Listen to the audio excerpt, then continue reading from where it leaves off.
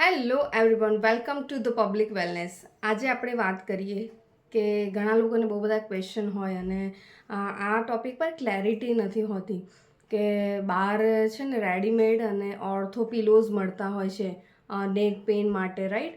અને ઘણી વખત એ પ્રોડક્ટ બાય કરી લો તેમ છતાં પણ પેઇન રિડ્યુસ કે ઓછું નથી થતું, રાઈટ? અને તમને એમ લાગે કે this is a waste of money on this product. So actually કેટલા ઓશિકા લેવા જોઈએ અને કેવી રીતે સૂવું જોઈએ, રાઈટ?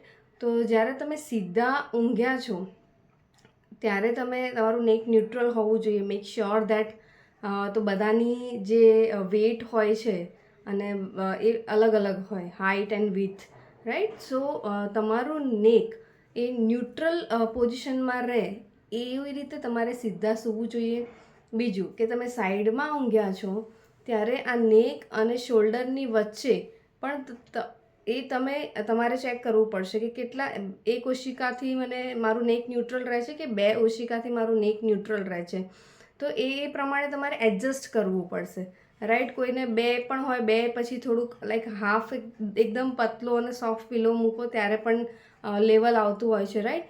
તો અગર એ રીતે તમે કરશો તો this is a wise don't need to buy any product. તો એ રીતે તમે કરી શકશો, કેમ કે રેડીમેડ પ્રોડક્ટ્સ હોય છે, રાઈટ? એ જનરલ હોય, એમાં તમારે મોડિફાઈડ કરવું પડે અકોર્ડિંગ ટુ યોર લેવલ. તો સીધા ઊંઘો કે સાઈડમાં ઊંઘો, તમારું નેક ન્યુટ્રલ રહે.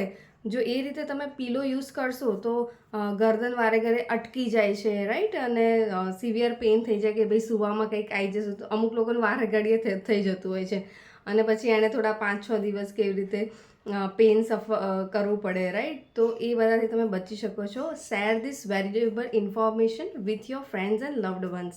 Thank you so much.